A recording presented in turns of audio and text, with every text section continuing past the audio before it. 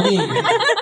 Saksihan po natin ang ating mga kandidata, ladies and gentlemen, sa kanilang production number with a tire of fairies. Yan, with a team of fairies. Dahil sila daw po yung nangangalaga ng ating kalikasan. Okay, mga kandidata, inhale, exhale, inhale, exhale.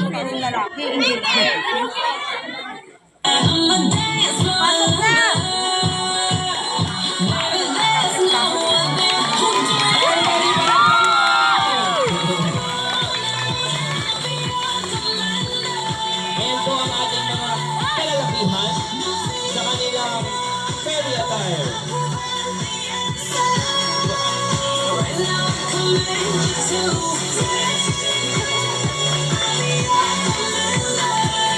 Pumili na po kayo kung sino ang inyong mga napupusuan. Ang kanilang pa ang ating mga female. Everybody, palapakan na ng ating mga kandidata.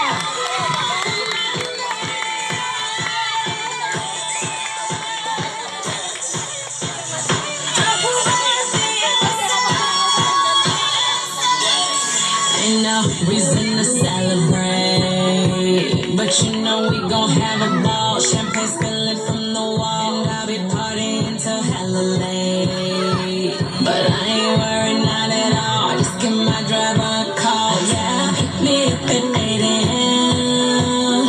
No, we ain't stopping right here. We'll take the party to the crib. Let's go all night, baby. You won't find no lady who does it like I does it. Once again, ang ating Putya at Lakalakan ng Kalikasan 2024. Ay, hina. Ulit. Once again, ang Putya at Lakalakan ng Kalikasan 2024. Ang nagsisipaggandahan at nagsisigwapuhan ng mga kandidato. Okay. At ngayon po natin ang pagpapakilala ng bawat number.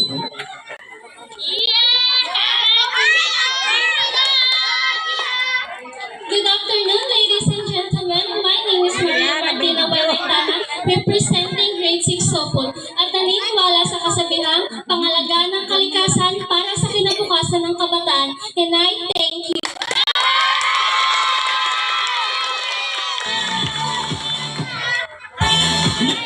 Magandang araw sa inyong lahat. Ako si Trisha Melbiday, nanggaling sa kindergarten, na nagsasabing kalikasan ay ingatan sa kuna ay maiwasan. And I thank you.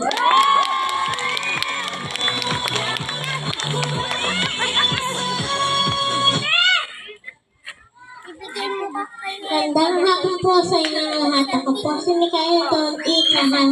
Siya na taong gulang, nasa ika-4 na betang at naniniwala sa kasabihan. Igalang ng kalikasan upang tayo galangan ng kinabukasan ng karamte.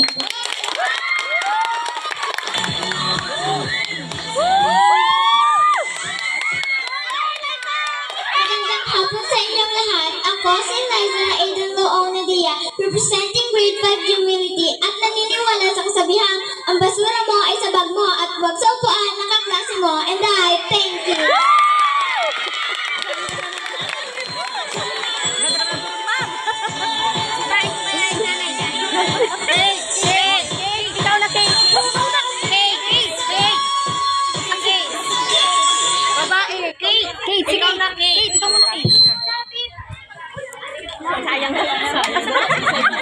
Magandang hapon po sa inyong lahat. Ako po si Princess Kate Aldomingo. Kalikasan ay ingatan. Ang pagtapon ng basura ay huwag kung saan-saan. Mahalaga, malinis ang ating kapaligiran upang sakit ay maiwasan. Ain't no reason to celebrate, but you Magandang hapon po sa inyong lahat. Ako po si Eliad Pibuar mula sa Trigo. Nag-iiwan ang kasabihang okay lang na iwanan niyo ako, wag lang ang basura mo. Ikaw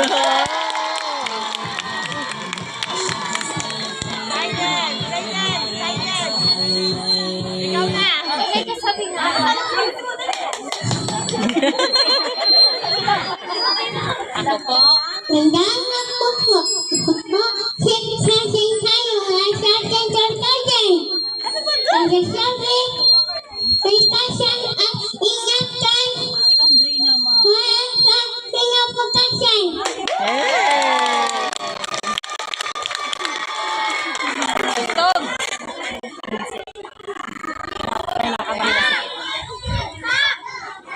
Good afternoon, ladies and gentlemen. My name is Leonard P. Estrompe, 8 years old, and I'm representing grade 3, Lakan ng Kalikasan 2024. I believe that protect the environment and the environment will protect us, and I thank you.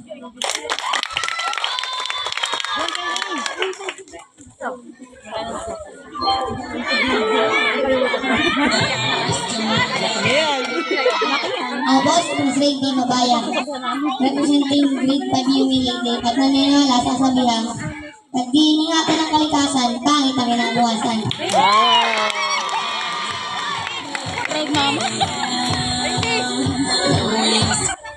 Magandang hapon sa inyong lahat. Ako po si Dexmark P. Asis, representing grade 6 Hongkong.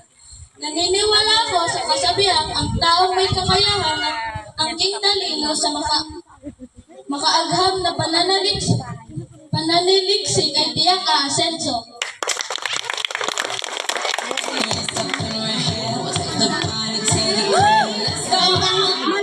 Magandang hapon po sa inyong lahat. Ako po si Vince M. Ablian, mula sa grade 1. Naniniwala ako sa kasabihan, unahin mo ang kalinisan, huwag ang taong di ka pinahalagahan.